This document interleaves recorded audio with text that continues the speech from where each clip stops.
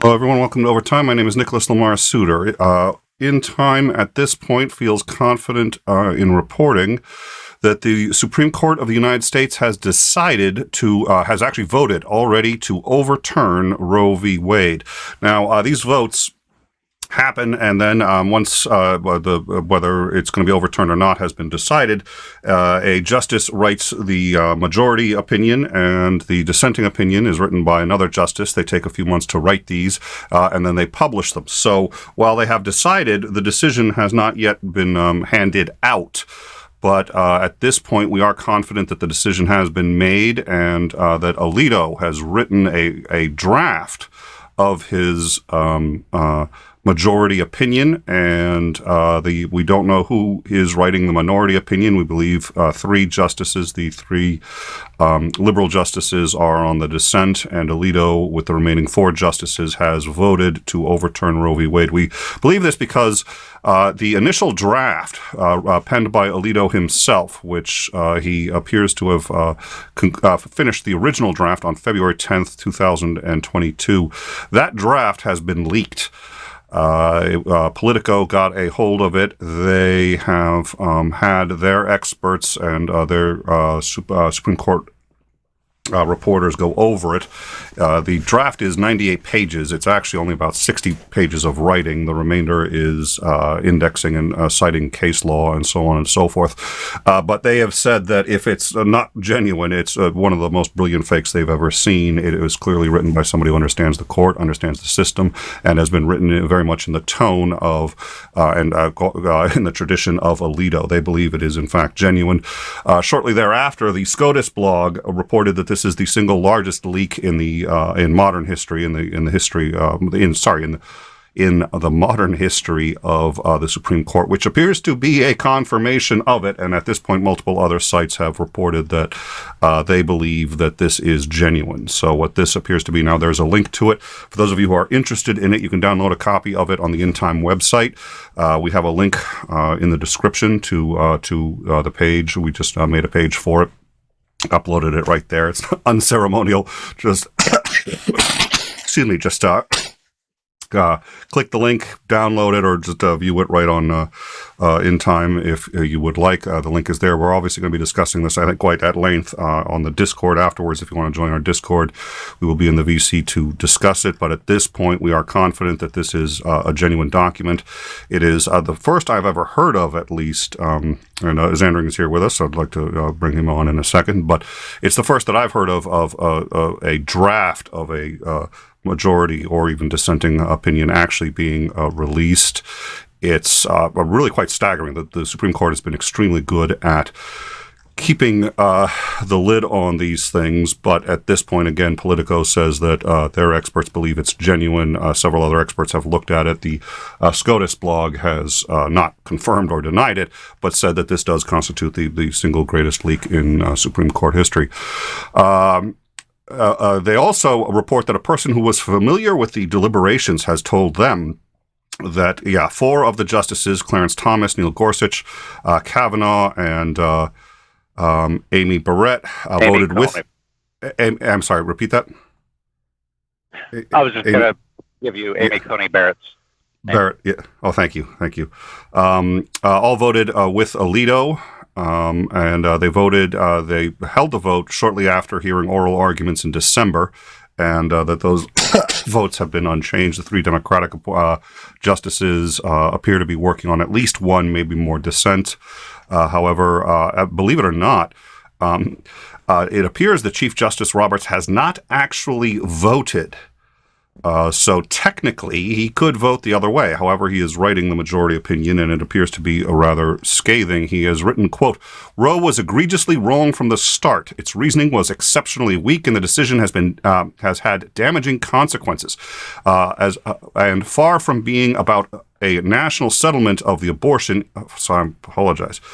And far from bringing about a national settlement of the abortion issue, Roe and Casey have inflamed the debate and deepened division. That's Justice Samuel Alito in what we believe at this point is an initial draft of the majority opinion. Again, what this would mean is that they have voted to overturn Roe v. Wade. We believe that this decision was slated to be released in about 2 months. But again, so there's just so that you understand this, it's a pretty long process.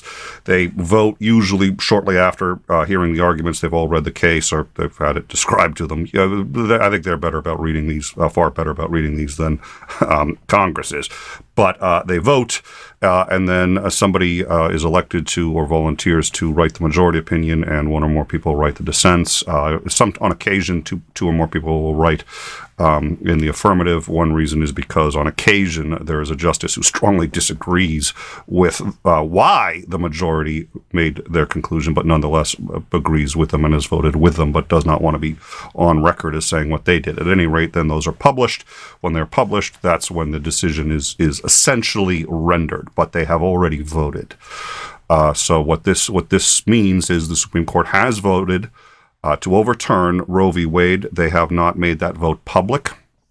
Again, the draft written by Justice Alito himself had already been circulated within the court. It was obtained by Politico. They claim to have actually spoken with somebody inside the court that has explained to them sort of the thinking. Let's see, the draft opinion, I think I had another quote from the opinion. It's a scathing indictment of Roe v. Wade, and let's see, the inescapable conclusion is that the right to an abortion is not deeply rooted in this nation's history and traditions. It's a survey of history ranging from the constitutionally irrelevant to the plainly incorrect was the sort of foundation for the original decision, and that it should be overturned, and was, I think, egregiously, where's that line? I can't find it. Hold on. The Constitution does not prohibit citizens from each state of regulating or prohibiting abortion. Alito writes, Roe and Casey arrogated that authority. Okay, we now overrule these decisions and return that authority to the people and their elected representatives. So again, for those of you who are just joining us, the U.S. Supreme Court has voted to overturn Roe v. Wade. They have not published this yet, but we have obtained a draft copy of Justice Alito's majority opinion. We have put that on the In Time website. You can download it there, and we will be citing a few excerpts from it and discussing sort of the implications and what we are expecting to see from there. Zandring, welcome. How are you? Okay. Woken up by some thunder, checking out what was going on online, and then this popped up. And I'm like, wow. God wanted you on the show today. Yeah. God wanted you to, well, you said, if there's breaking, always feel free to call. So this was, I don't know. I actually, Nate the lawyer, who is a friend of the show, and we've had him on a number of times. He's been kind enough to have me on his program a number of times. Nate the lawyer actually predicted that this would be roughly how it would land. I should have made a $5 wager with him. I was certainly at least as confident as $5, but I would have been wrong. So I have reached out to him. I'll see if he's free. It's awfully late. And this was not, this is obviously stunning. It's a huge leak, and it seems to indicate probably one of the most dramatic reversals, or at least culturally, of the position of the U.S. In quite some time. So welcome. So what are your thoughts? I was not expecting this. I guess hindsight being 2020, I foolishly dismissed all the liberals whining and complaining about oh my God, now Roe v. Wade's going to be overturned, and I was like, yeah, no, it's really not. It's been the law of the land for too long. I don't think that they have the guts to actually overturn it at this point. I've listened to lots of constitutional scholars, interviews with them. I have not personally read all of this stuff, so this is just based off of the interviews with other scholars that have opined on Roe v. Wade. And the majority of them thought that it was indeed badly decided, that the case itself was badly decided. It made up some rights out of whole cloth that show up nowhere in the Constitution. But they also at the same time said it's been the law for so long that it shouldn't be overturned at this point. We should just move on. You had on one hand saying this is not well decided, but we need to live with it at this point and just move on and stop, rehashing these things. So I guess I'm surprised that it was overturned, but not for the reasons that it was overturned, because I thought that it probably should be overturned for those reasons, and then immediately bring a case about bodily autonomy, which is, I think, the most compelling case, and it was the argument that convinced me to be pro-choice. So you were originally you were pro-life until you heard the autonomy argument. Correct. Yeah. I did not believe that you had the right to end the life of a human being. And I don't care what the people arguing are. Biology says that is a human being from the moment of conception. That is a human being. Every human being goes through that life cycle. That's what every human being looks like at that age. And that abortion was ending the life of a human being, and that human being should have, all rights extended to all human beings. And that used to be my stance. Yes. And it was Shannon Pugh who finally got through with the bodily autonomy argument. And that was the one where I said, okay, you've got a point, that you have the right to determine how your body is used, and that you have the right to deny another human being the use of your body, even if it means that they die. And the example she used is if somebody were to shoot, let's say you shot somebody in the liver. Yes. Trying to kill them, you didn't kill them, but you blew their liver away. Well, you can't live without a liver. And let's assume further that you are a perfect donor match, that the courts cannot compel you to donate part of your liver to save the life of the person, even though you are directly responsible for having destroyed their liver. They don't have that right. That's how deeply we care about bodily autonomy. And I went, you're right. And the court shouldn't have the right to be able to do that. So that was the argument that convinced me, and I think that is the argument that abortion could be founded on. Well, and to be fair, Gideon is another one. So the right to remain silent and the right to have an attorney, that, believe it or not, many elements of the original Soviet Constitution were better than the U.S. Constitution, and it was actually explicit there that you had the right to an attorney because they acknowledged and understood the problem of not having one very quickly. That's not in our Constitution. It's not in our Constitution. That doesn't mean I'm against Gideon by any stretch of the imagination. Actually, wait a minute. Gideon was right to an attorney. Wasn't Miranda. But I agree with both the Miranda decisions and the Gideon decision. The Gideon decision, I agree with the reasoning, which is that it's you can't actually have the other rights without that one for any number of other reasons. But nonetheless, it basically said that you have a right that actually is not explicit in the Constitution. So, I assume you know the Gideon decision, and that's sort of vaguely, same argument. Right. They said that, look, these are specific rights that are enumerated, and that in order to even have those rights, you must therefore have these foundational rights. Yeah.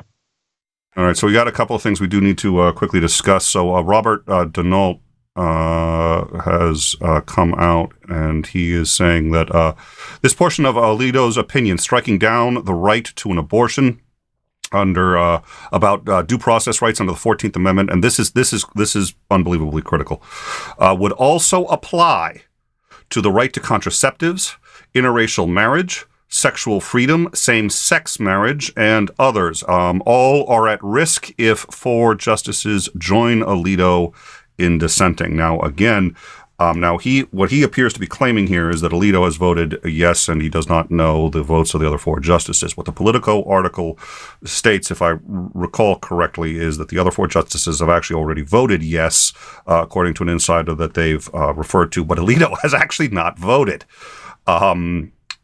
He's writing the affirmation, so it's actually fine that he hasn't voted. It's a technicality, and he can sit there and cast the vote whenever he wants. I think indicated his mind. This is the opinion for the majority, and it seems pretty friggin' clear.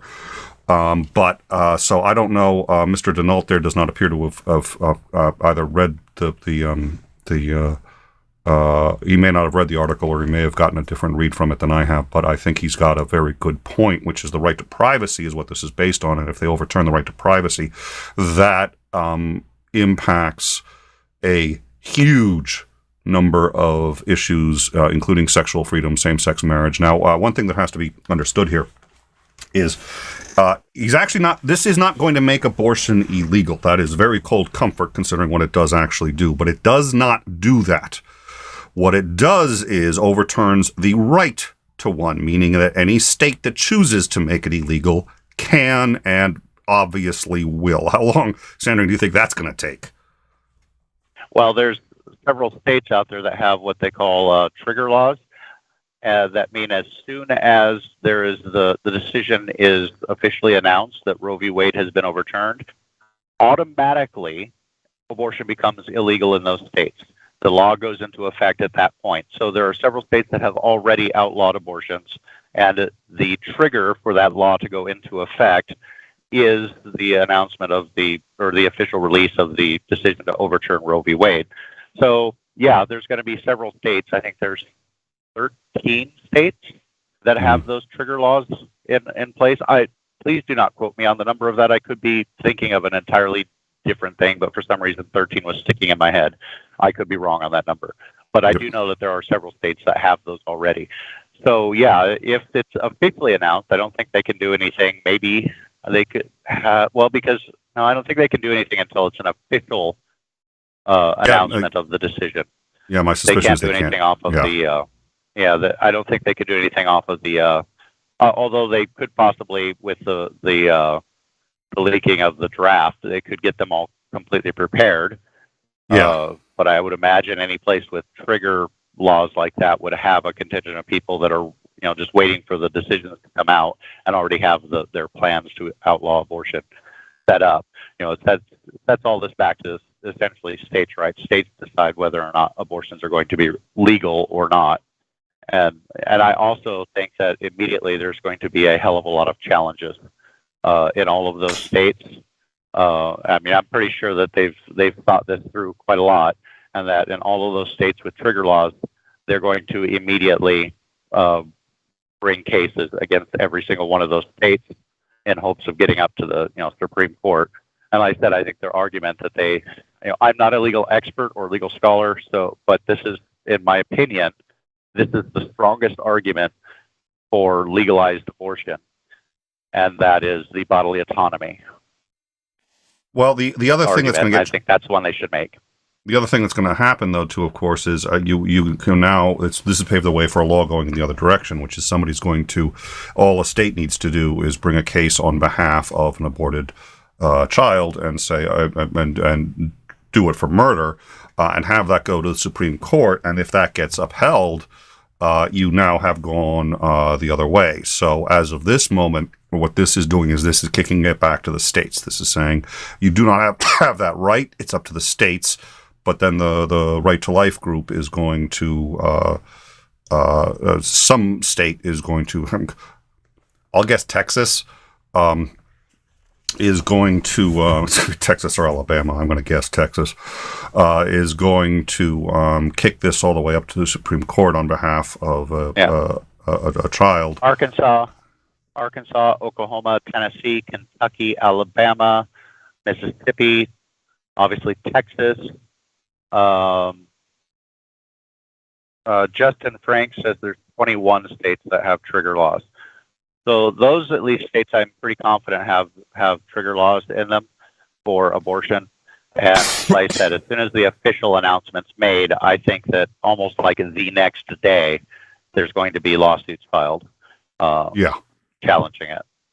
Yep. I do think, the other thing is, this is going to have, it's funny because Titan had dropped Denault's tweet, and I hadn't even considered that, and he is, of course, correct, which is the number of cases that have very little directly to do with Roe v. Wade, but have been decided on that same precedent of the right to privacy. The amount of those that are ancillary that have been decided as a result of Roe v. Wade, because to rule another way would overturn Roe v. Wade. This strikes me as the beginning of what's going to be at least a 10-year. And it's not 10-year from peaking maybe at 5 if liberals are lucky. Assault on every liberal success in the last 20 years. Again, this isn't, I don't think this is going to overturn, this isn't going to make gay marriages illegal, but it strikes me as the next step is going to be overturning the right to be recognized by other states and any number of other things that are included in the right to privacy. Contraception, all this other stuff. $2 super chat, the Sinister Porpoise. Is Andring should stop ignoring the 10th Amendment? I know, right? I know. I was actually going to give him a hard time, but the reality is, boy, does he know that Constitution. There's a reason, and in fact, we should have his, I just realized his card isn't up. He's here, so we should at least have the card up if his camera's not on. But there's a reason. He takes the Constitution really seriously. It was a very small and petty victory when I actually correctly got one esoteric thing that just I happened to get right because I had looked it up, and he didn't. But the reality is Andring's probably forgotten more about the Constitution than I know. So let me anyway. So, but let's give him a hard time about the 10th. So give me 1 second. I'm gonna correct this and just get his Andring's card up here. I like people to know. Yeah. Also, this is one of the. You can work on the card, and I'll chat for a second. Please. This is one of the reasons why a lot of the scholars that I listen to interviews and talking about, Roe v. Wade, and of course a lot of them are kind of the clickbaity type of, could Roe v. Wade ever be overturned type of interviews with a lot of them. And they kind of bring up the same points. One of the reasons why they're like, yeah, Roe v. Wade itself was a bad decision and was probably improperly decided. However, there have been so many other decisions based off of the now right to privacy that was explicitly enunciated by Roe v. Wade, has now caused quite a few other decisions that are kind of based off of that right now. And if they were to overturn Roe v. Wade at this point, there could be so many other lawsuits against all of these other things that reference Roe in any way, shape, or form. So that was one of the reasons why like 99.9% of them thought that it shouldn't be overturned, even though it was a bad decision. And I guess here's where I have a problem, because this affects real people. Mm-hmm. And so I guess this is where consequentialism comes in, because just based off of the principle, like, no, it should be overturned, and then they should bring a case for the right reasons, bodily autonomy, in my opinion, and get it decided on that. And it's like, just because there's so many other things kind of basing, this decision is basing so many other things, isn't the reason to try and keep it up if it's badly decided. If it's badly decided, overturn it, and let's put in actual good decisions in. Which is my first kind of, I guess, unfeeling thought about the whole thing, because it's like, no, you should have this done in a principled manner and done correctly and strongly. This is one of the things I keep talking about. Even though I'm a supporter of the Second Amendment should have been amended after World War I, probably, and definitely after World War II. It should have been amended. We have an amendment process for a reason. Yeah. So, it's like, stop just throwing gun laws at the wall and see what sticks. Do it the right way. Amend the Constitution to allow Congress to regulate the ownership and use of weapons of mass destruction. It's like, that should have been done, and it wasn't. Yeah, that should probably be regulated. Yeah. Yeah. And so, but then, somebody brings up the thing. It's like, wow, you're being a pretty cold, heartless bastard. You don't realize how many people are going to suffer because of this. It's like, this is going to hurt real people, just willy-nilly overturning this shit. It's like, you want to just topple everything so you can build, a more sound and, logical structure that's, more unassailable. yet you're going to hurt a lot of people in the process of doing it. Just leave it the way that it is, because the outcome is still kind of the same. It's like I would still have the case come up and have abortion upheld as a bodily autonomy right. So it's like your outcome is still going to be the same. I'm like, yeah, but this is a bad argument that they're using to underpin this, which means that it will always be in jeopardy of being overturned. Like, overturn it now so that we can get all of the stuff in place, to do this right.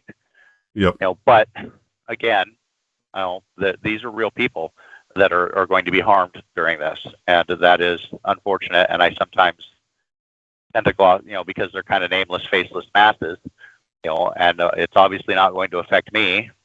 So it's like I have the luxury of being able to say, let's get rid of the bad decisions and replace them with good decisions, because people are going to get hurt in the interim. Or the, let's say, the badly reasoned decisions. So the decisions, they may be good decisions, but for the wrong reasons, just to be slightly more, I know it's being pedantic, but it's worth. All right, I'm going to see, so let's see, Titan has brought up a good point here, and yeah, it's not coming up. So Titan said, this is more likely to lead to mass divorce than mass marriage. I think there's actually a lot of truth to that, and it is funny because that's, you typically see the people who think that there's going to be some. I was right. It's 13. Okay. Arkansas, Idaho, Kentucky, Louisiana, Mississippi, Missouri, North Dakota, Oklahoma, South Dakota, Tennessee, Texas, Utah, and Wyoming are the states with trigger laws. All right. So those are okay. So those are all the states that basically it's going to become illegal as soon as this publishes. So let's do a rundown of basically what we're looking at, just so that people are caught up. And if you're just joining us, SCOTUS has decided to overturn Roe v. Wade. The decision, we believe, at this point has been made. We believe it was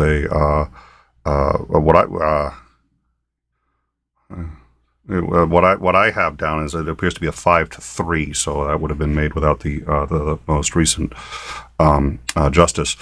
But we believe it was made. We believe it was made 5-3. We believe this because Politico has leaked Samuel Alito's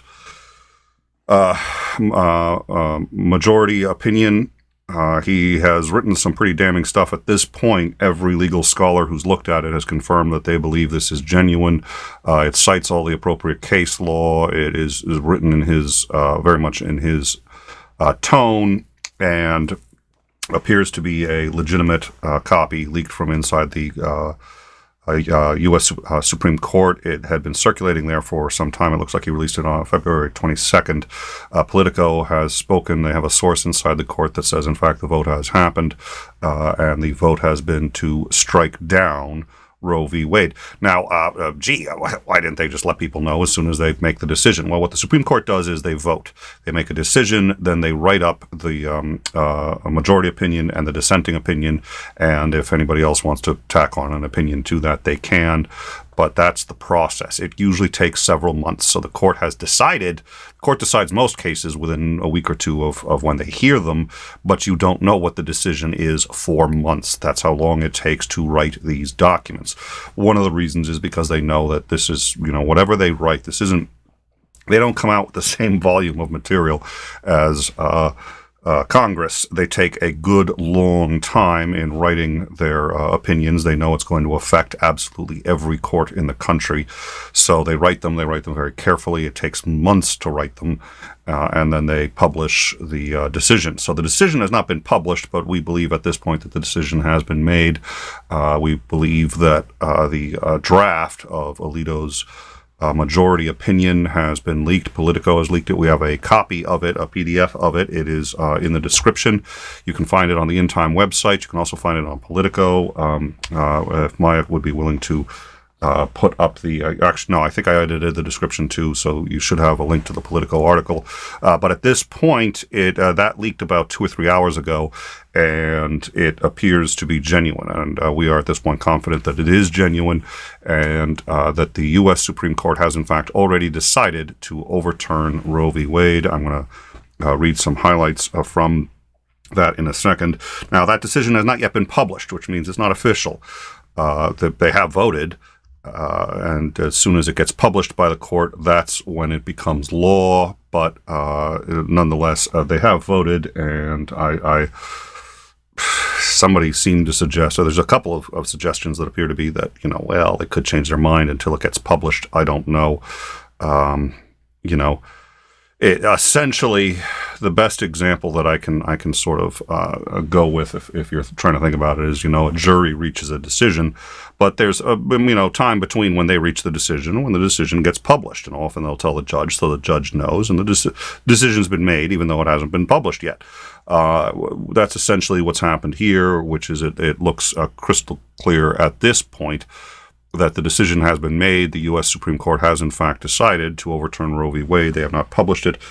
Pending this, we believe they're going to be publishing it within the next 2 months, but this is a leak of Alito's majority decision saying, quote, Roe was egregiously wrong from the start. Its reasoning was exceptionally weak, and the decision has had damaging consequences, and far from bringing about a national settlement on the abortion issue, Roe and Casey have inflamed debate and deepened division. What the fuck does he think this is going to do? This isn't going to end the debate, I'll tell you that. I don't know what he's... And Porpoise had suggested, and I think Porpoise isn't, it's the talk of a civil war and a revolution has... I've heard some of it on the left. I absolutely have. And I've heard a little on the left of this bring it on mentality, which I think is unfortunate.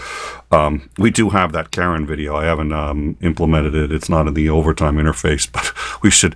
I mean, anybody who says bring it on has no idea what a civil war really looks like. But nonetheless, I hear it much more from the right. But I think that's going to change, and I think the right and the left are going to start to find something they actually agree on. I don't know what that's going to look like practically speaking, and it may not look like much. I don't know, but this is big. I'm just gonna, you needed me to tell you that, I guess. So at this point, we've had a number of people who report exclusively on Supreme Court of the United States. They have all reached the conclusion that this is in fact legitimate. The SCOTUS blog has reported, quote, it is impossible to overstate the earthquakes that this will cause inside the court. And this is because this is the most secretive branch of government. In terms of the destruction of trust amongst the justices and staff, this leak is the gravest, most unforgivable sin. That is from the SCOTUS blog. The reality is that's as close to a confirmation as I think you're going to get from SCOTUS anytime in the immediate future. Well, I have two thoughts about the leak itself. Yeah. One, the fact that somebody inside of there went, wow, this is like the biggest event to happen, like literally in the last 100 years, at least legally speaking, to have Roe v. Wade overturned, and thought it was that important that they leaked it. Yeah. On purpose. They went, oh my God, they decided to overturn Roe v. Wade. Everybody needs to know about this right fucking now, not in 3 months when they release the official decision. It's like, we need to start working on this now because this is, gargantuanly huge. And it's not an unprecedented move. The Supreme Court has overturned several previously seemingly bedrock foundational decisions before. Yes. And then the other one is that it's not true, and that somebody in there is, they haven't actually made the complete decisions, but they're kind of waffling, and so it is indeed not true, and they leaked it so that the court could get an idea of how much of an outrage or how much of a problem this was going to cause, in order to try and sway them towards don't overturn this. Those are the only two options that I really see. It's either true and somebody went, oh my God, this is earth shattering and people need to know about this now, or they haven't decided, it's fake, and that they put it out there to bring public pressure, hopefully, to bear on the courts, which I think is despicable. A despicable tactic.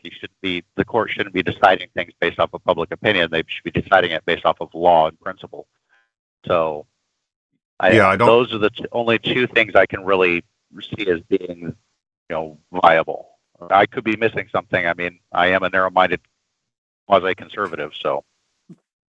No, you're a conservative. You just sort of, you're the rhino. I mean, you're not what, you would have,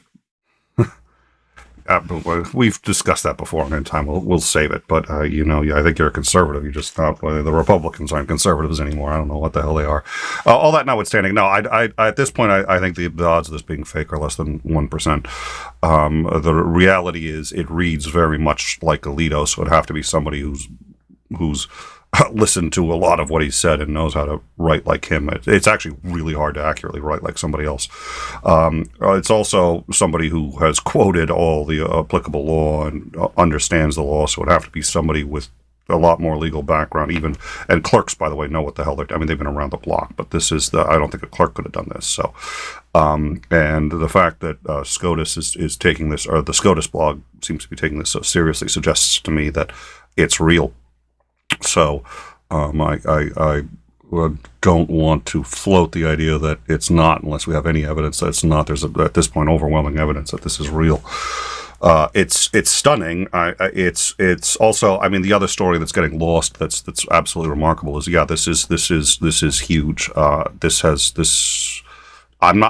actually not sure. If somebody in the live chat knows, I'd be very interested in knowing if there has ever been a leaked decision prior to, it's not just a leaked decision, it's a draft of the, this is going to slow down everything they do. It's going to upend, this is going to send cataclysmic shockwaves through the Supreme Court.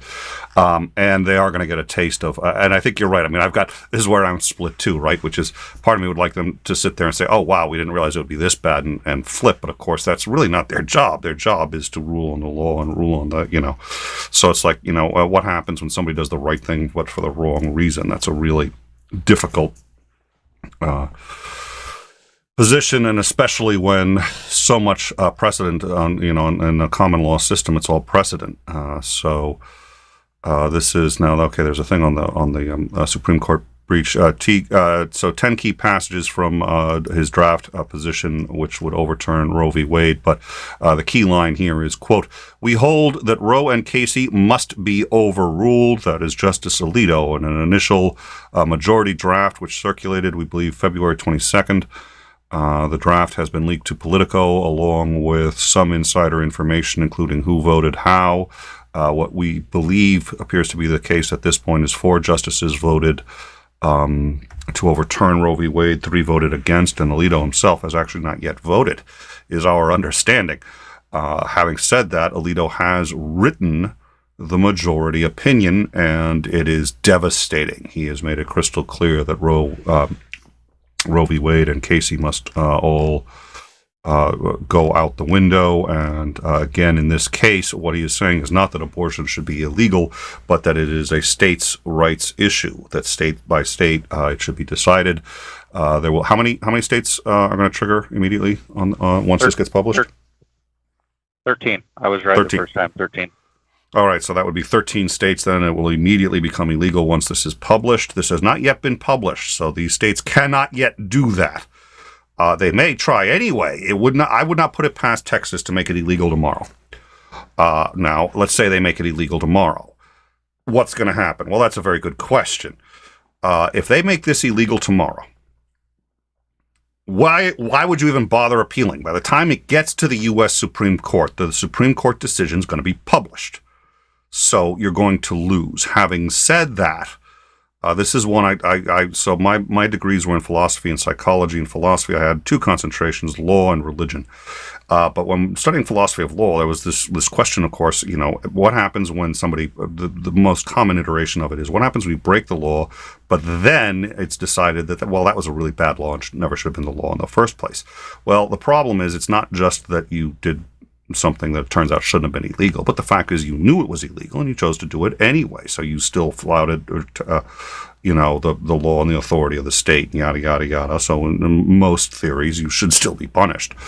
But nonetheless, so what we've got here is, okay, right now, in those states, they can't make it illegal, not until this is published. Well, what happens if they do? Well, they're going against the law of the land, but they know that the law is about to change. So this really gets into how many lawyers want to be assholes about it on either side, and I'd be surprised if it wasn't quite a few. So we'll see what happens. I think there's a 50-50. Texas makes this. I think there's a 50-50. You're going to hear tomorrow in the news about somebody in Texas floating a bill to make it illegal right now, and that there's a shot at passing it within the next week. I think that's what we're looking at. Possibly. I'm not entirely sure of the supposed uselessness of trying to challenge. If they do make it illegal and they can get it legalized before the official decision is put out, or get it passed and put into law in Texas before the official decision is announced, they can, you still bring suit against it. But I wouldn't bring suit against it as soon as it became, illegal. Abortions became illegal. I would immediately bring suit against it on grounds of bodily autonomy, and I would completely dismiss it. I would build the case with the assumption that Roe is overturned, period, and you're not going to rely on Roe v. Wade at all. You're going to make the case that this is a bodily autonomy issue, and that jumpstarts it and gets it. It almost is a better idea to have them, outlaw abortion tomorrow, or at least start the bill tomorrow to outlaw it, or have one of these states float an amendment through very quickly, triggering their, abortion laws immediately. So that way you can get started immediately on the correct counter to outlawing abortion, and that's the bodily autonomy. So it could actually end up getting through the courts a lot faster that way, and there would be less of this, in between where states start having the ability to legislate all of this stuff. Now you're going to have to tie it, fight against a whole bunch of laws. So it might end up being a better idea for somebody to make it illegal tomorrow, so that you can start the court proceedings on a good foundational argument for nationally legalized abortion, to affirm the bodily autonomy right. So I think sorry, I lost my train of thought. Yeah, I know. I think. If I were Texas and I were serious, not about getting votes, not about getting reelected, but about doing, quote, the right thing, and assuming that in their view, then the right thing is absolute pro-life position. Yeah, wait until this is legal, because you don't want to detract from, and you don't want to give a running start to the other side too.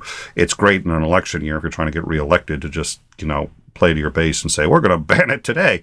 But you're opening up a heap of trouble that's going to distract from, what ostensibly for you is a massive victory.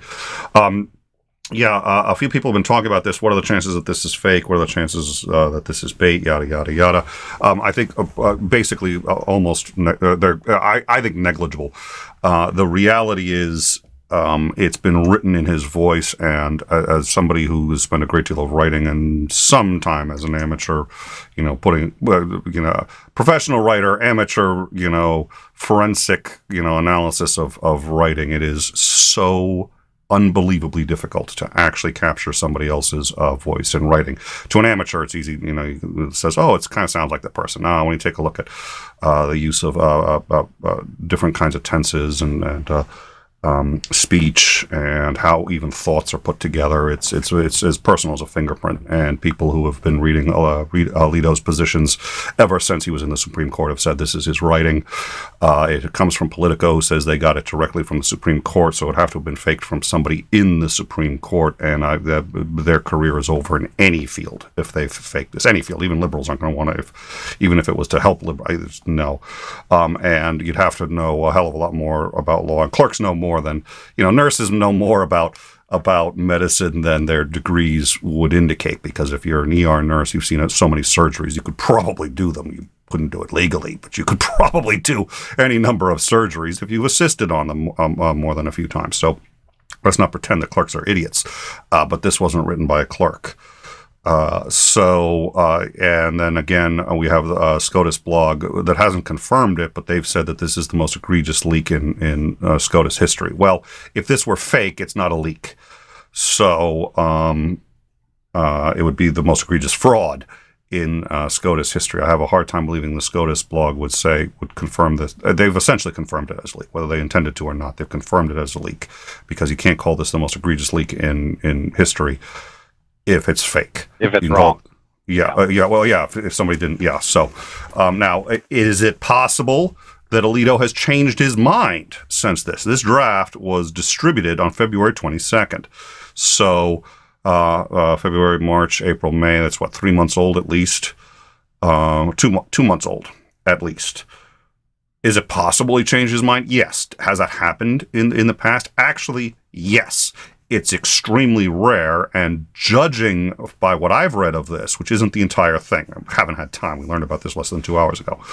But what I've read of this, it reads more like somebody who had made up his mind before the proceedings even started, and just heard in the case everything that confirmed and went the way that he wanted it to, and has written it that way. I would be flabbergasted if he changed his mind. It's entirely possible, but it's more likely than it's being a fake. Yeah. I'm sorry. What? As to your point on, sounds like somebody who's made up I believe every single justice on the Supreme Court has made up their mind on Roe v. Wade and have very strong opinions on it that they are not willing to publicly announce. But Roe v. Wade has been a controversy I hate to say controversial. It's been used as a controversy point for so long, and it's like every single justice gets asked about Roe v. Wade during their confirmation hearings. I'm pretty sure that everybody already had their mindset on what they would do if it ever came before them. It's just whether they actually, if they believe that Roe v. Wade should be overturned, whether they actually had the guts to stand up and say it. And I guess once you're on the Supreme Court, it's not like they can remove you. So not easily, yeah. Yeah. You can be and impeached. One other quick point that Bragwin said was the language of the draft smacks of constitutional originalism and, if real, opens the door to repealing nearly every amendment not popular with the minority in control. And I'm hoping that amendment wasn't the word that was intended to be used, because you cannot repeal an amendment without passing another amendment. Simply can't do it, because you had to go through the amendment process to get it. Regardless of any decision by the Supreme Court, it would require an amendment to overturn another amendment. See prohibition. Yeah, so the amendments are completely safe from any of this. And the only thing that you could say is, well, might give the impetus for people to start pushing for amendments to overturn these other ones. But again, you actually have to pass the amendment process. So, in order to do that, I think amendments aren't an issue. Yeah, I think, to be clear, though, I think the concern for most people isn't the amendment itself, but interpretations of the amendment that have meant certain values that are very dear to liberals that could now be on the table. This right here is a picture of the U.S. Supreme Court. They've erected barricades. We have at least one report of protests that have already started. We may be hunkering in for an evening here. We're gonna make a decision on that in a little bit. That we don't have to decide that right now. But if protests are starting, because this is. And if they're putting up they're putting up barriers, which suggests to me they know it's leaked and know they're not going to make the claim that it ain't real. So at this point, I think any claim that this isn't real is not tenable. It's not tenable. Although to be fair, yes, they may not be willing to say this is fake. They may be saying, look, we're not going to say anything about this, but knowing that it's been leaked, they've got to know that this is going to cause protests. So even it could still be a faked thing, and they're like, yeah, this is not good, and we need to put up barricades to stop people from going in. So the fact that they're putting up barricades I don't think weighs one way or the other as to whether this leak is genuine or not. Yeah, I know. I'm going to disagree with that. I think they would. I think they would come out and say this is not accurate. I think they'd do that very quickly. Yeah, I know. I think this is a real document. And so far, there's the indication of every expert who's looked at it is that it's a real document. So, it does appear that this is a genuine leak. I mean, I agree with that. I think it is far more likely that this is what's actually going to happen. That is the decision that will be released. And my question is going to be if they're going to speed up the official release because of the leak, or if they're going to try and hold off for that 3 months, because they're just, I mean, it's going to feel so much speculation. Everybody, I mean, that's pretty much going to consume the nation news cycle until an official word is brought out. So it makes me wonder if they're going to up the date of the official announcement because of this leak. Crap, Amber Heard was supposed to take the stand tomorrow. I thought everybody wanted to hear about that. Like, she's going to get upstaged. Oh, dear Lord. That whole trial. Yeah, very quickly people are going to realize that, this isn't nearly as pertinent to my life as, God, I hope we don't lose power. Just had all the lights in the truck stop flicker. There's a thunderstorm going through. I'm in southern Missouri. So sorry, that was just a huge lightning bolt came through. All the lights flickered, and I got squirrel. All right, so let's see. We hold that Roe and Casey must be overruled. The Constitution makes no reference to abortion, and no such right is implicitly protected by any constitutional provision, including the one on which the defenders of Roe and Casey now chiefly rely, the Due Process Clause or the 14th Amendment. That provision has been held to guarantee some rights that are not mentioned in the Constitution, but any such rights must be, quote, deeply rooted in this nation's history and tradition, and, quote, implicit in the concept of ordered liberty. The right to abortion does not fall within this category, and I think he also goes on to point out that at the time that Roe v. Wade was decided, 30 states had made it illegal to have an abortion, so he uses that as to point out that you cannot argue that it was deeply rooted in this country if over half the states had actually made it illegal. So that's, I think, that's the attempts to justify abortion through appeals to a broader right to autonomy and to define, quote, one's concept of existence prove too much. Casey 505 U.S. at 851. Those criteria at a high level of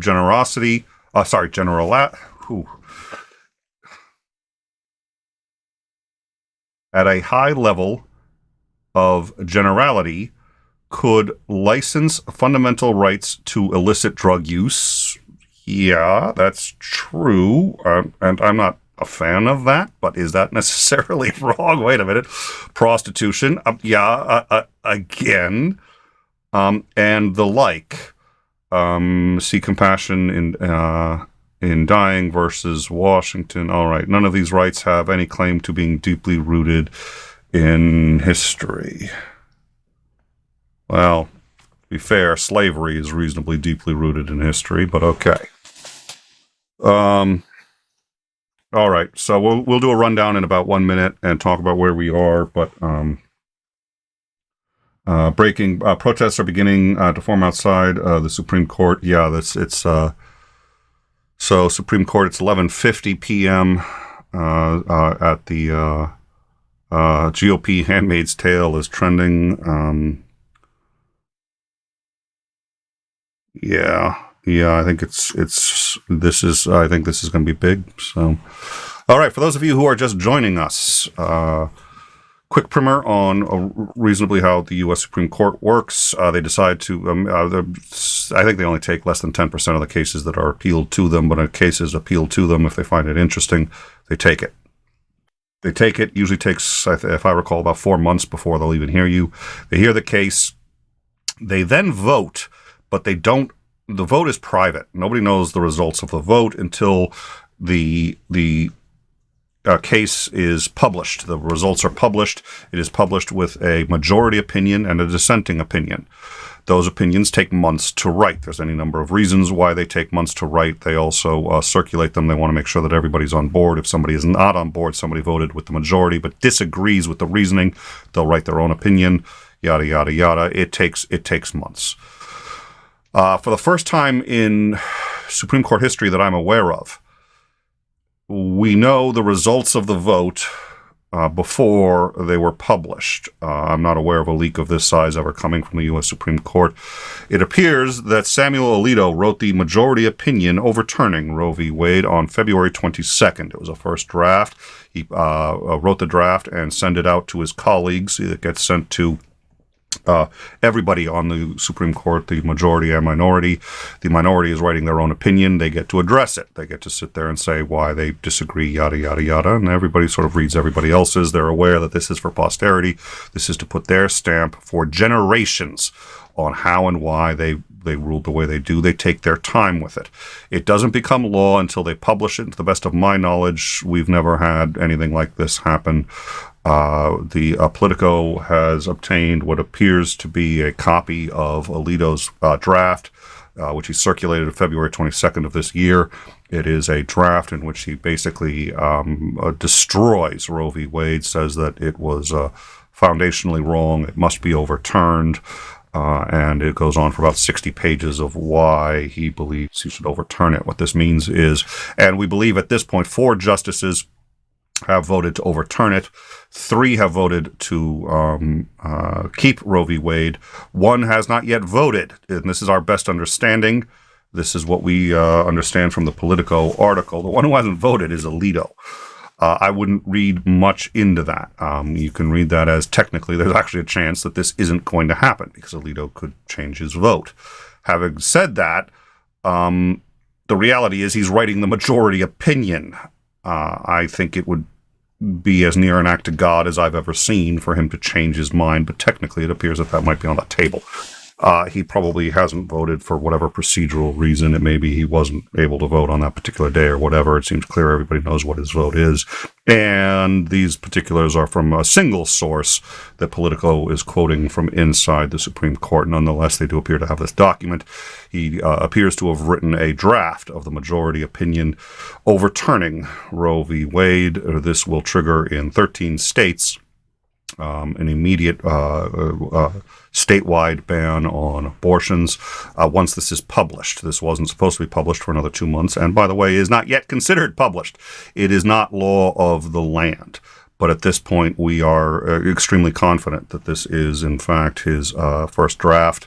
And this draft of the majority opinion clearly overturns Roe v. Wade, and Politico is reporting that 4 of the Supreme Court justices have ruled to overturn it. 3 have not. 1 has abstained. 1 was not present.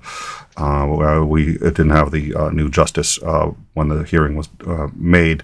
So at this point, it looks like the Supreme Court has actually already decided to overturn Roe v. Wade, and the decision has not yet been published. Again, we are expecting that in a couple of months.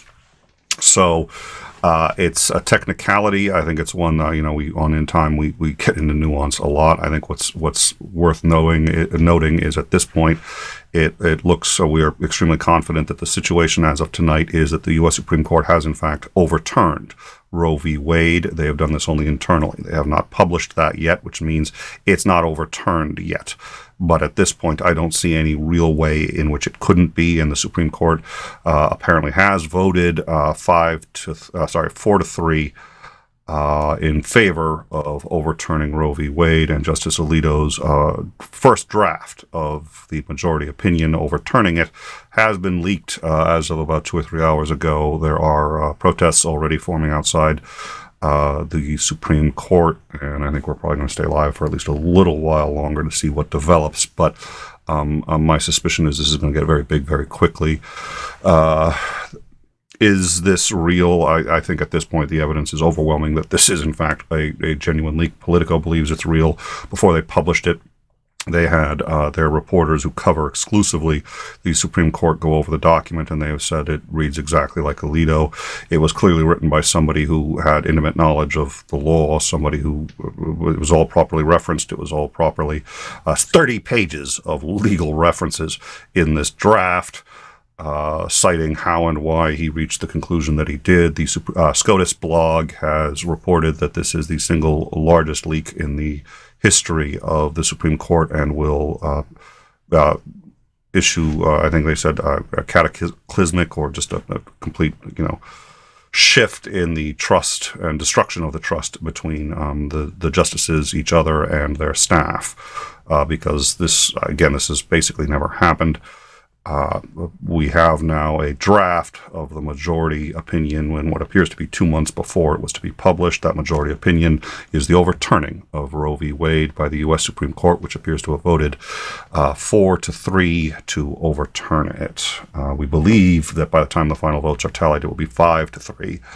I don't think there's any reason to say that that's not the reality, but as of this moment, it's 4-3.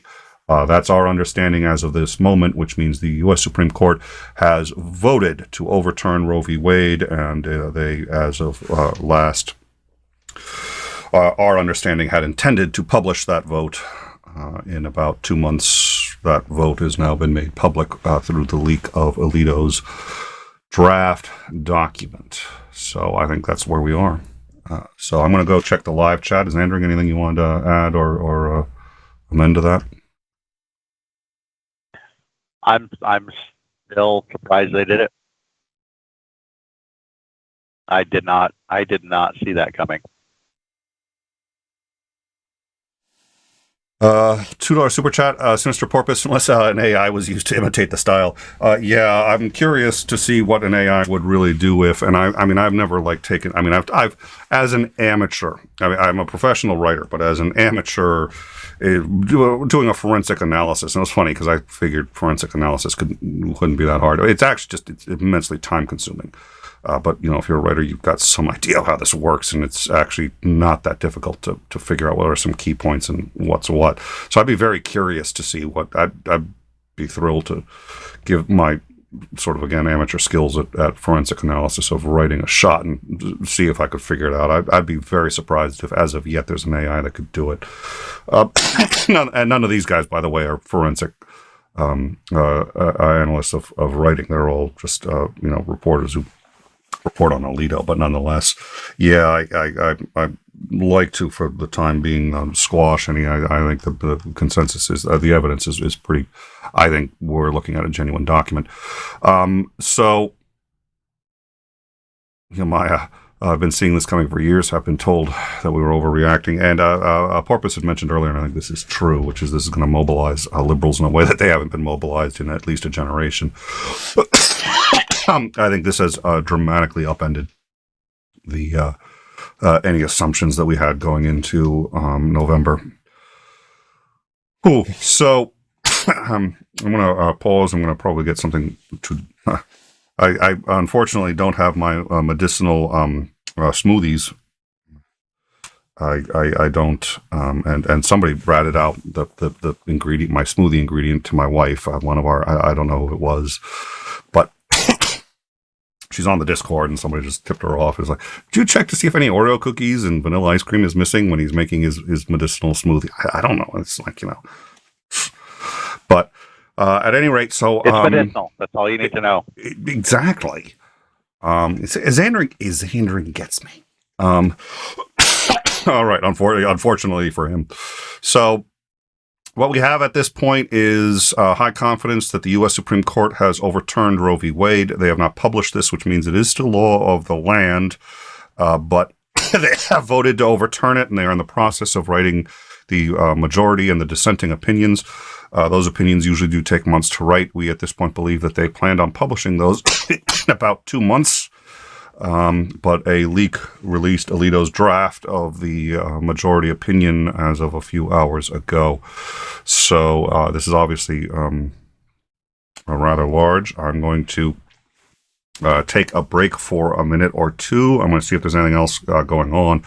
I think we're going to be looking at some pretty significant protests rapidly. The Supreme Court has already barricaded the front. Again, we also have the SCOTUS blog saying that this is the largest leak in SCOTUS history, which appears to confirm that it is in fact real. And all the analysis of it suggests that it's real. And Politico says that they have a source inside that has given them the numbers on the votes. The vote was 4-3 with Alito not yet casting. He did not abstain. He has the right to cast, but has not yet cast his vote. Probably just a technicality. He may have been sick the day of. I don't know. No, he wasn't the one who was missing for a while. It was Thomas who was missing for a while. So, if they've got time. I don't think they have to. I think they've got a lot of time before they officially render their votes. So I don't think anybody's thinking that there's anything to this. It's just, you're seeing how the sausage is made. We know, too, that, for example, a lot of people don't bother in the Senate to even come down and vote. They have somebody else vote for them, which is highly illegal. I mean, it is really fucking illegal. And they just have buddies go down, and you see one guy pressing 6 votes. He's been authorized by all the people to do it, but doesn't matter. It's fucking illegal. Nonetheless, so we've got a link to the Politico article and the document itself. You can download the document on the In Time website. We will also, if there aren't already people talking in the VC of the Discord, we'll be talking in the VC of the Discord.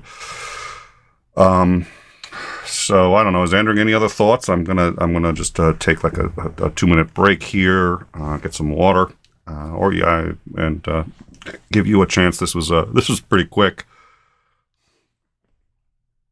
Yeah, I had gone to bed for the evening, and like I said, I got woken up by the thunder from the thunderstorm rolling through, and was just sitting there, kind of browsing on Facebook because I got woke up. I couldn't just lay back down, and that's when it started popping up in the Discord, and I was like, "Wow, that's surprising."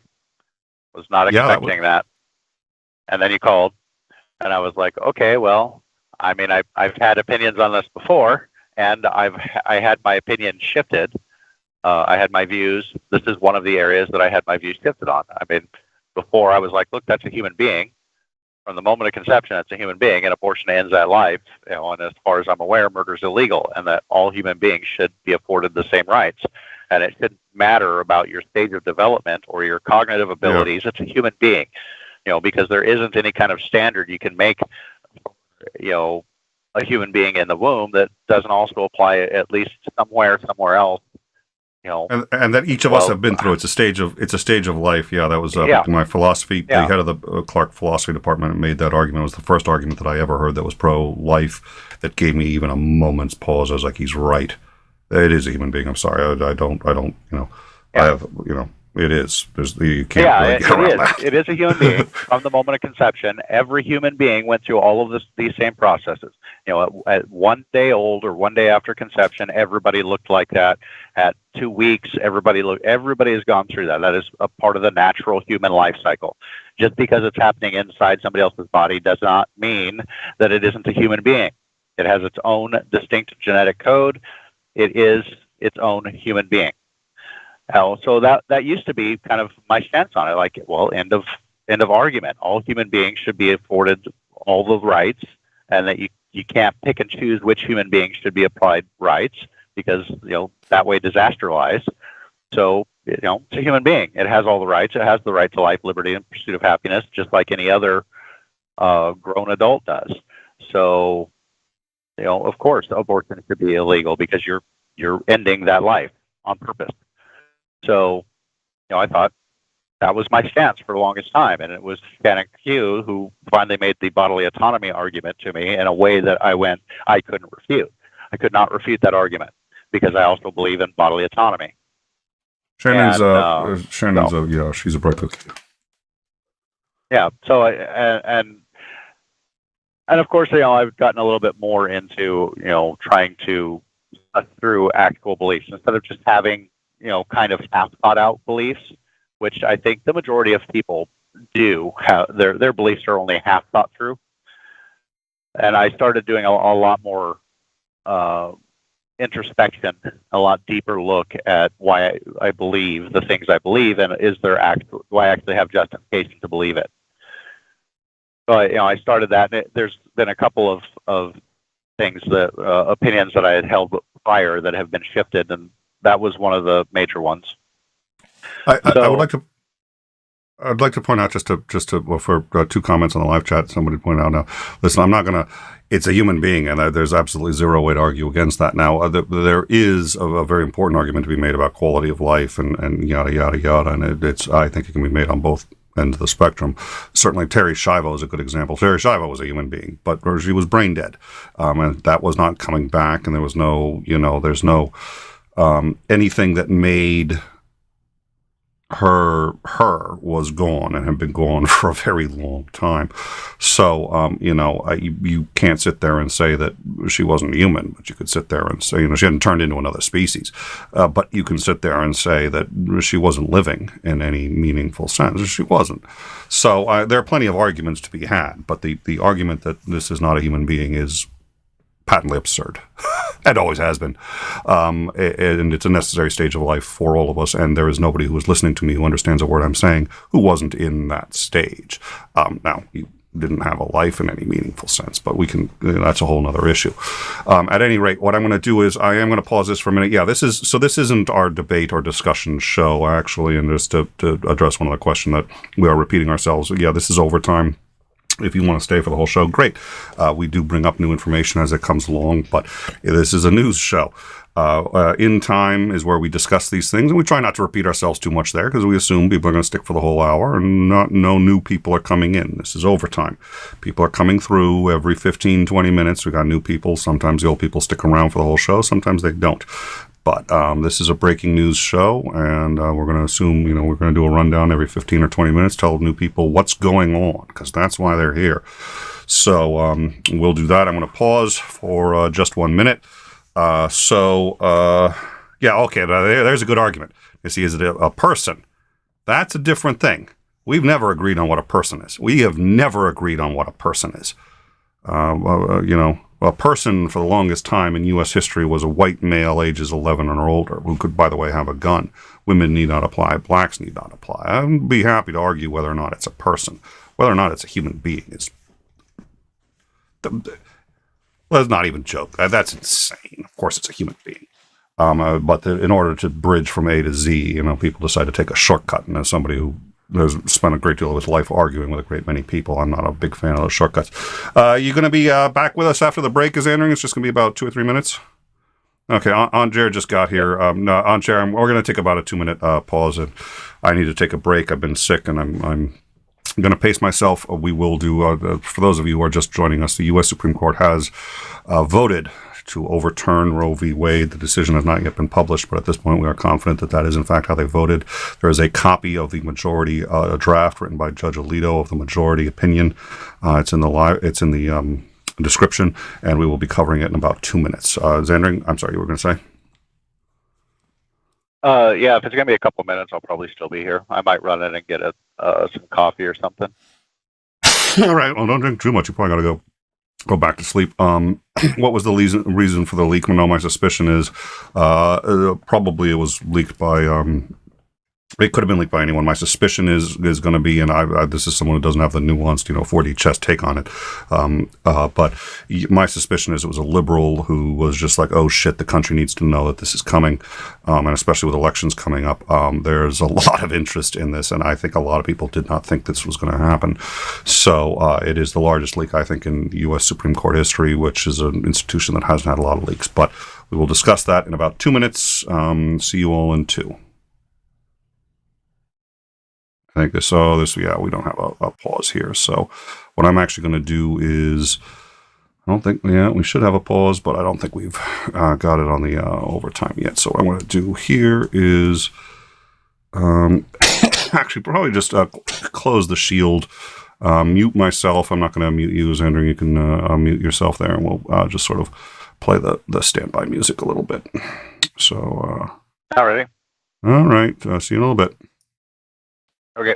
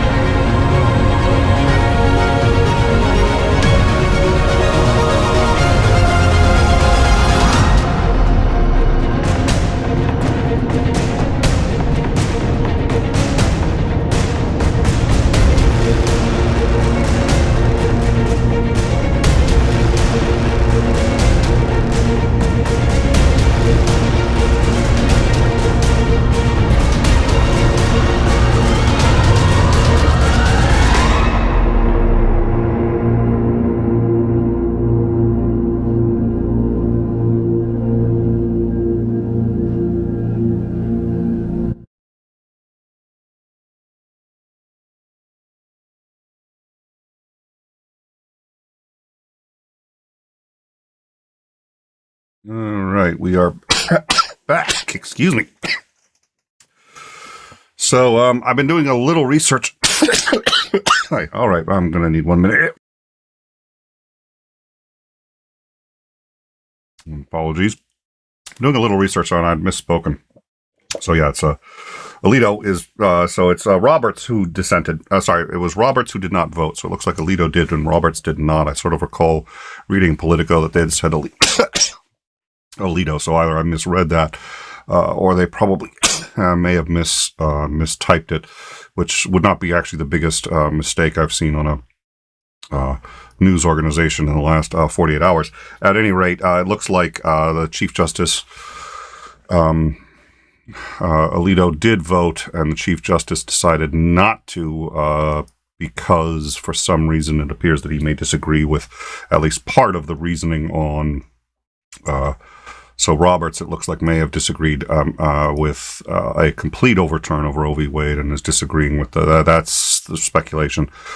But at any rate, it does look like it's at a minimum 4-3 on many of the provisions and 5-3 on some of the provisions. 4-3 is sufficient to do it. So in either case, it's going to be a complete reversal of Roe v. Wade. It is being written by Alito as a complete reversal of Roe v. Wade, and even on the parts where hold on 1 second, where Chief Justice John Roberts has appears to have abstained. They have the votes to do it. So it looks like the vote has in fact already happened. It does not look like any of the vote could be changed. It looks like Roberts could still weigh in, is what Politico said, but I don't know if that's just their opinion or what we're starting to get into minutia on that. Would Roberts weigh in at this point, given this? I doubt it. I think it would, he'd think it's unseemly for very similar reasons that Isandering stated, and Chief Justice Roberts, I think, believes very strongly in the integrity of the court, which also means he's going to be finding out who did this. I don't believe it is in the interest of any of the conservatives. First of all, I don't think it's in the interest of any of the justices, liberal or otherwise, to do this. Is it possible one of the justices was responsible? I think it's unlikely. I'm not going to speculate past that as to who, if it was one, it might have been. But my suspicion is quite strongly that it was a clerk somewhere, probably a strong liberal who wanted other liberals to know, because it is going to have a huge impact on this country going forward, and I think they wanted opposition to start right away. Looks like this was supposed to be published in July. So what has happened? And let's do another rundown. Xander, are you back yet? Or he may still be getting his coffee. I assume he's still getting his coffee. I'm here. Oh. All right. I opted for water. Yeah, I think that's probably wise. You're going to need to go back to sleep. We saw that John Oliver special. Nobody else saw it. Nobody else is going to see it. We will put the John Oliver. We've been struck by HBO for that. It is clearly within fair use. HBO decided to maintain there, and we've been struck by HBO a dozen times. We've won every single appeal. This is the first where we lost. Now we did lose we also lost a strike, so we lost a claim and a strike. They're different things. Doesn't matter. We'll get to it, but yeah. Anyways, yeah. Remember, man, you need to sleep. That was what the trucker said on that show. Not that anyone can see it. Yeah. All right. So let's do a quick rundown of what we have so far. About 3 hours ago, Politico released what they claim was a draft document. A first draft, we believe at this point. Actually, there have been several other drafts, but it was the first draft written by Justice Alito of the majority decision overturning Roe v. Wade in a vote by the U.S. Supreme Court. We believe that vote was about several elements of the law, and in several cases came down to 4-3. In other cases came down 5-3. But in every one of those cases, the majority was overturning Roe v. Wade. That means that at this point, the Supreme Court has in fact voted to overturn Roe v. Wade. All that remains is for them to write the decision and to publish it. This is the first time, to the best of my knowledge, that a decision has been released. There have been rumors beforehand, and rumors that I don't remember if they ever panned out. But my suspicion, I remember thinking at the time they were probably true, and I think they probably ended up being true. It's still reasonably rare. This is certainly the first time I'm aware of that an actual draft of a majority opinion was published. The opinion was 60 pages with 30 pages of references. It appears to be genuine. Politico says that their guys have gone over it, and they are at this point saying that it is in fact genuine. Several other news organizations have said that while they have not yet verified it themselves, the experts that they have that have looked at it said that on first review, they at this point believe it's genuine, and the SCOTUS blog has come out and has not refuted it and has in fact said that this is the largest leak in the history of the Supreme Court. Now, it's a common misconception that, because the decision doesn't come out, they say, oh, the decision will be out in whenever. There's a case and the decision doesn't come out for like 6 months. And people think that that's when the decision is made. And I remember as a child, because my father was a lawyer and he had argued before the U.S. Supreme Court, and he appealed to the Supreme Court on a couple of occasions and told me about this process. And I was always just like, wait, why decide it so many months after? It takes you that long to sit and think about it? Aren't you going to forget the details? He's like, no, they decided immediately after. But then they spent all that time sitting there trying to figure out how they're going to tell people. And they know, because of the way our system works, and it's all based on precedent, that every word they say, every comma, every piece of punctuation, all of it is going to be fought over for generations. That's how this works, and they've now upended basically 50 years of precedent. So it takes them months to write these things. This draft was circulated on February 22nd of this year. We believe he's written a few other drafts. Since then, the drafts would take all of the opinions, both of the assent and the dissenting opinions, and Alito would basically tweak it, and then it was going to ostensibly come out in July, which is when it becomes law, is when it gets published. But the decision was voted on. It was voted on, we believe, a couple of weeks, no later than 2 weeks after the oral arguments. The vote was had, and by essentially 4-3, Roe v. Wade was, for all intents and purposes, overturned. Samuel Alito, in writing his majority opinion, has said that it was the original decision was a faulty decision. It absolutely needed to be overturned, and that essentially this was a states' rights issue, and states could make abortion legal if they wanted to, or make it illegal if they wanted to, and it was entirely up to the states. It looks like at this point there is nothing that can change the fact that that will be law of the land when they publish this, which ostensibly, again, was set to be July. Already, we believe 100 people have massed outside of the U.S. Supreme Court. The U.S. Supreme Court has put up barricades. I've gone through Reuters, AP, a few other news sources, and at this point nobody appears to be contesting the legitimacy of it. And it appears that all of their analysts say the same thing, which is at this point they believe it is in fact the actual document. So what we have is a leaked draft of the majority opinion, and an insider from the White House, from the Supreme Court, who appears to have told Politico that by a vote of either 3-4 or 5-4, depending on which element of the decision, Roe v. Wade has in fact been overturned by the U.S. Supreme Court, and it will be official when they publish the results. Again, ostensibly that was originally supposed to be in July. If they're smart, they're not going to speed it up or slow it down. They'll just proceed as if nothing happened. Good luck. All right. Did I miss anything, Xandering? Yeah, I'm not sure. Yeah, I'm not sure that they can actually do that. I have a feeling it's going to force something somehow. I think that just moving on like this didn't happen and trying to ignore it, I think, would be more damaging than coming out immediately and essentially releasing the at least telling the truth, saying, this is the way the vote is. We may still need some time to finish all of the, opinions to be published. But I think just ignoring it was probably going to cause more problems.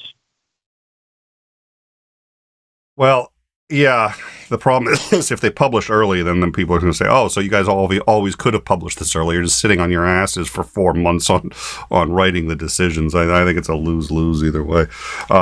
Somebody's Manic Pandas, I bet Obama really wishes he had fought harder to choose a Supreme Court judge. Yeah, that was mine, quitasit consente vidirte. Oh, wow, I need to rememorize that. But the Latin, he who does not object when, and the caveat there is, of course, when they are able, is assumed to consent.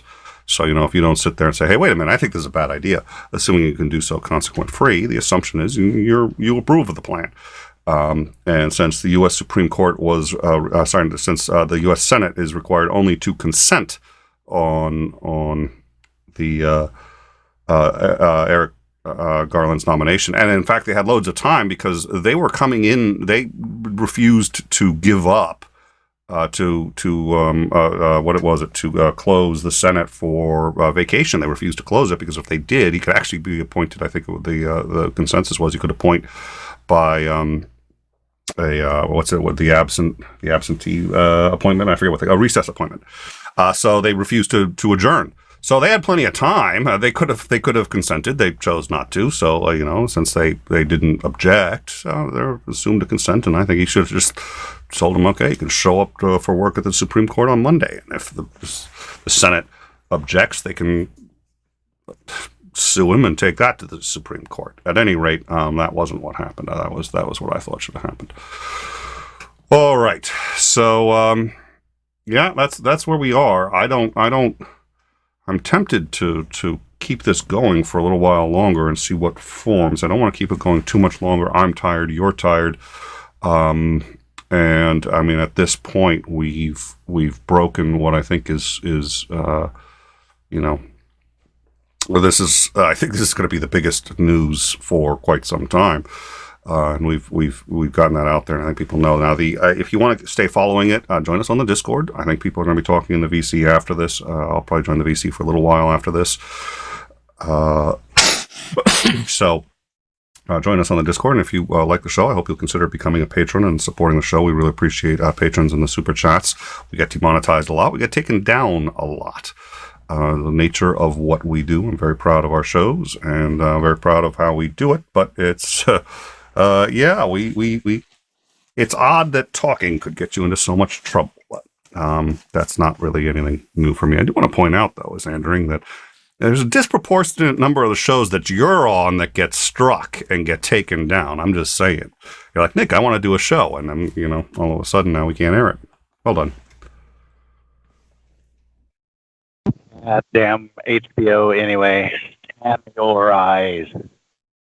Yeah, I'm a little surprised and disappointed at how seriously they take it, especially when it's actually beneficial to them. And it's not just a platitude, but whether it is or isn't is entirely moot. It was fair use, and the only ones that are more aggressive is NBC. That they were ticked about the SNL thing. I mean, they were really ticked. That was something else. But all that that didn't even air. But all that notwithstanding, HBO HBO is the only one that incredibly, if we air 10 seconds of their material, the stream starts to go down pretty quickly.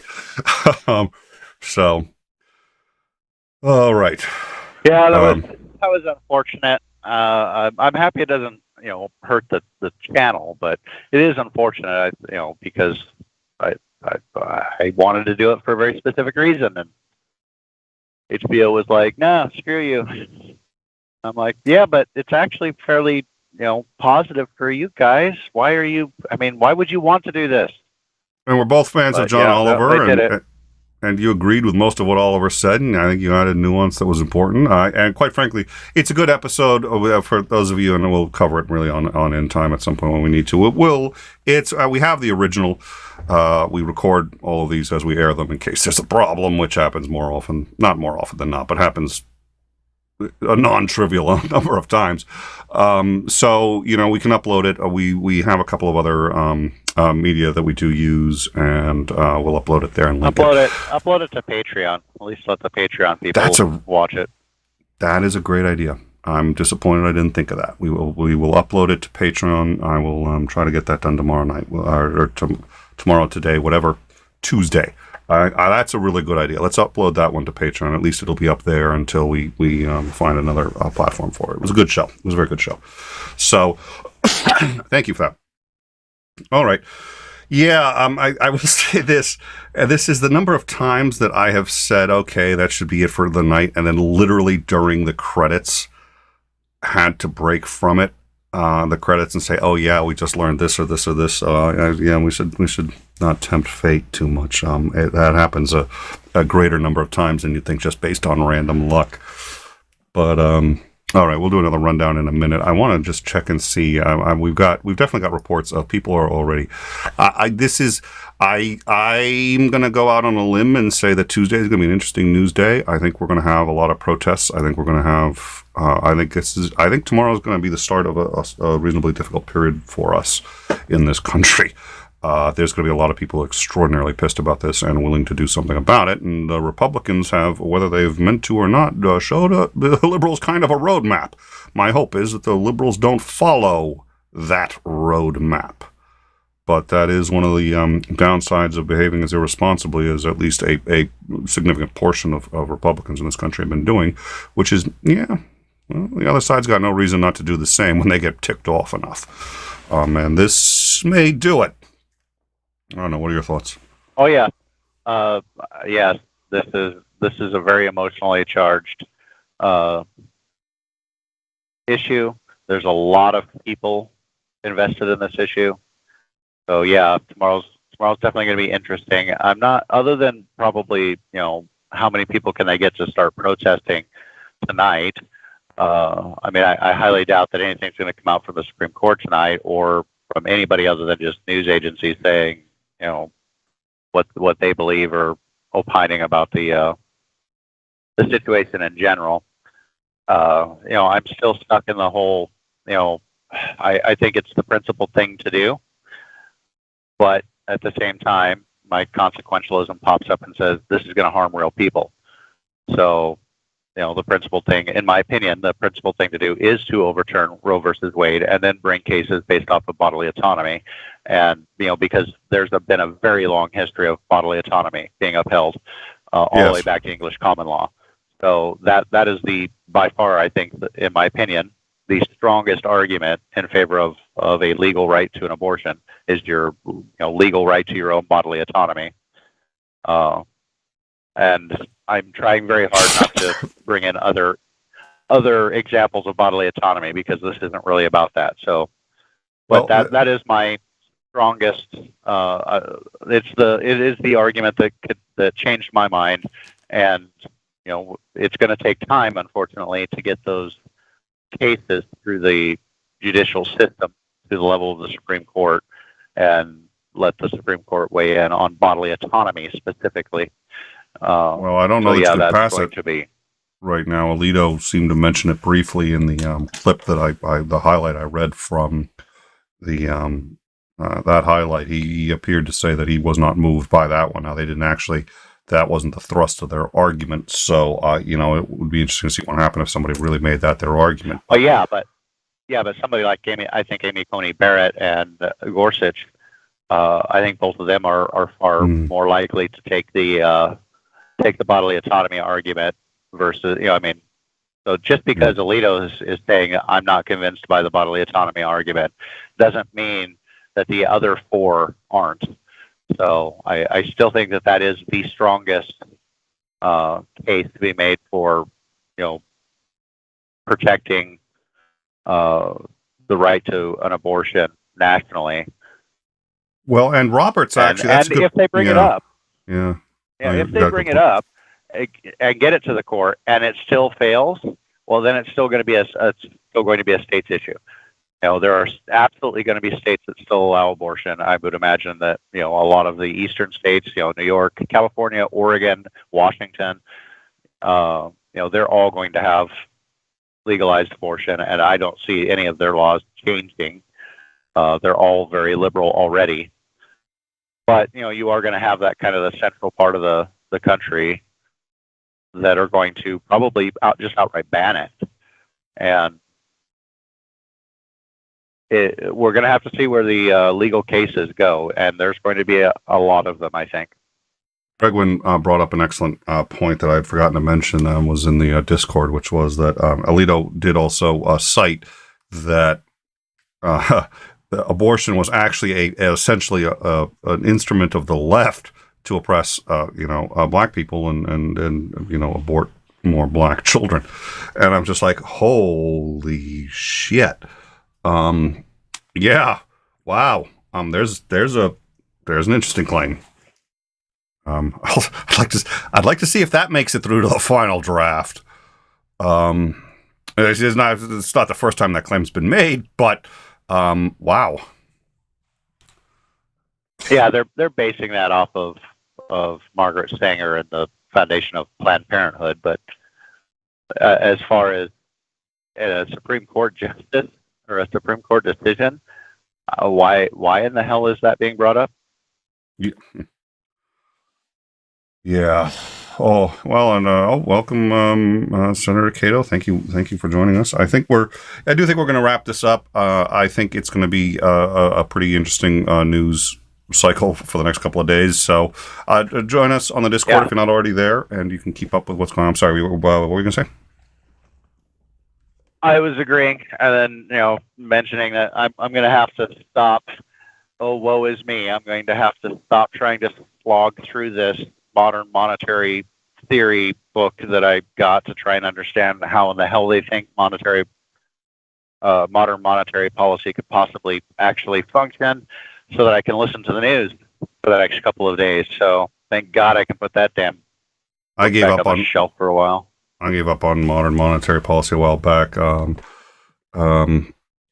Vox had gotten a professor who advocates for modern monetary policy, and that he had a discussion on her Discord, and it was a guest, and he came in and talked about it, and I asked a few questions, and he couldn't answer any of those questions without a number of fallacious arguments that I'm just sitting there going like, yeah, that's affirming the consequent. That's not, no. Just like, well, can you name a single instance where there was inflation and there wasn't, when the country was printing money, but there wasn't other factors? I was just like, well, no, there's always other factors. That doesn't mean the inflation doesn't. This is why when you print money, it creates inflation. There's a very specific reason we know this. It's not a guess, and we don't need I've never had a bullet to the head, but I know what it's going to do, and I know why. I don't need to test the theory. But it's like, well, when we had inflation and it was World War II, and that contributed, and so did the fact that we were printing money. But okay. Well, and then, it's like, of course, your argument that that inflation isn't always a bad thing, and this was an argument that was made in this book. It's like, look, inflation in and of itself isn't a bad thing. And I'm like, well, you're right. Inflation isn't in and of itself a bad thing, provided the inflation of the monetary supply matches the inflation of the population. Then, no, it doesn't matter. Yeah. Well, and there's so always inflation. It's voodoo. It's voodoo is what I can tell, and a great deal of respect for Vox aside, because she had a lot to contribute. But so that modern monetary policy, I was like, okay, you lost me there. I don't think we're gonna. Do you know anything about economics? Yeah, I know something about economics. I'm just saying. I'm just gonna have to put that. I'm trying to get through it because I'm trying to understand what their actual arguments are. And the book has been fairly thin on making actual arguments in favor of it. They've just been trying to cite lots of examples of how it works. It works, and it's like, okay, but there's got to be some governing principles involved, and the very few arguments that it has made, I've immediately had objections going, okay, I don't think you understand how economics works at all on just a fundamental level. Because this is fundamentally an incorrect statement that you just made about economics. But I'm trying to get through it because I'm trying to get a little bit better understanding. It's been difficult because sometimes I want to pull all my hair out listening to them. And maybe I've just got a bad book by some bad authors, so I might have to find something else. But wasn't my experience of this. This news. Yeah. Oh yeah. No, you're. After this news, you're gonna be putting that away and giving a sigh of relief that I don't have to force myself to at least finish the rest of this book. I mean, the book is only 6 hours long, and I've only made it through 2 hours of it, and I'm like, okay, I've got to finish this, and I keep going back to fiction books because I'm like, okay, I can't with this reasoning. I mean, if you, loosely called reasoning, because I don't see much reason in it, but yeah, this I think is going to be a little bit more interesting and more consequential to the future of people in the United States. So I think I'm going to be paying a lot more attention to news tomorrow and be hitting up all of the news podcasts. Yeah, I think it's a really busy day. Well, updates. Well, and we did breaking news last night. Putin is going to go under the knife. He's going to go under some what appears to be reasonably serious surgery, something abdominal. Looks like the removal of a tumor in either his abdomen or his stomach. We showed photos of him obviously in some kind of pain. We haven't understood why, but it looks like he's got a tumor. He was supposed to have surgery for it on April 2nd. He's pushed it back because he wants to wait until after Victory Day, which is May 9th, I think. And he wanted to celebrate that, and he's also probably going to do his mission accomplished. We've won in Ukraine, and maybe, hopefully, start to pull out. But he is now going to have to hand over the keys to the castle, at least for some period of time while he's unconscious. Somebody's going to have to run the country, and while he's recovering from what appears to be the removal of a rather serious tumor that they can't wait anymore on.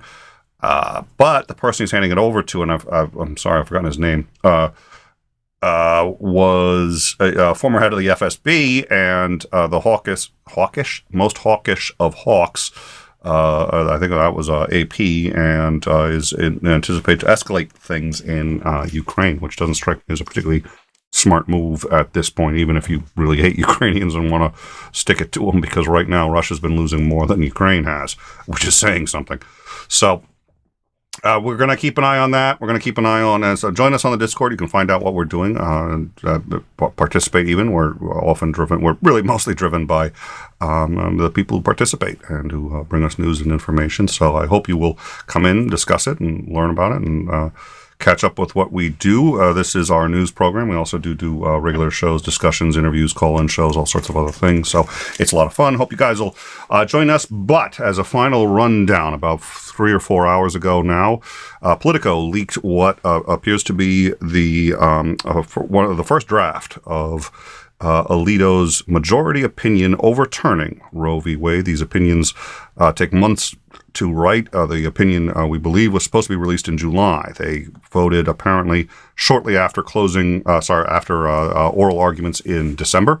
Oral arguments on the decision challenging essentially Roe v. Wade were made in December. Shortly thereafter, there were several votes, we believe. The closest of them was 3-4. All of the votes were sufficient to overturn Roe v. Wade. So at this point, it looks like the U.S. Supreme Court has, in fact, overturned Roe v. Wade. They have not published the decision, meaning it is not law yet. We believe they were going to do that in July. A draft that was first circulated February 22nd of this year is written by Alito and purports to be the majority opinion and absolutely eviscerates Roe v. Wade. Protests have now started outside of SCOTUS. We believe there's at least 100 people there right now. And we have a copy of that draft. It is linked in the description, as well as the Politico report. Other news agencies are now starting to pick up on this. The general consensus is that this leak is, in fact, genuine. The SCOTUS blog has reported that this will have tectonic and cataclysmic effect on the court, which I think is probably accurate. The U.S. Supreme Court has always been immensely private. They try to stay out of these things for political reasons. They try to stay apolitical. The fact that this was leaked could only have been done for political reasons. And this is the biggest leak coming out of, leaks out of the White House and Congress are par for the course. Out of the Supreme Court, utterly insane. So I think there's going to be a rather long discussion about that. It's going to be a interesting a couple of days, to say the least. So we'll stay on that. But at this point, I think it's safe to say that the Supreme Court has, in fact, voted to overturn Roe v. Wade and will be publishing that decision in July. This is the nightmare scenario for liberals, is what they've been saying. They're afraid of, and they think was going to happen, and was, in essence, part of the, especially the plan by Mitch McConnell to deny Obama his Supreme Court nominee, and it appears like that may have actually worked. But I think that's all Monday morning quarterbacking. I'm sure there'll be plenty of time to discuss that. We may discuss that on In Time, but for those of you who are joining us now, it looks like the Supreme Court has, in fact, voted to overturn it, and they have not yet published that. We do anticipate the original schedule was to publish that in July. Whether they push that up or not, I don't know. But we will, hold on one second. Yeah, we'll report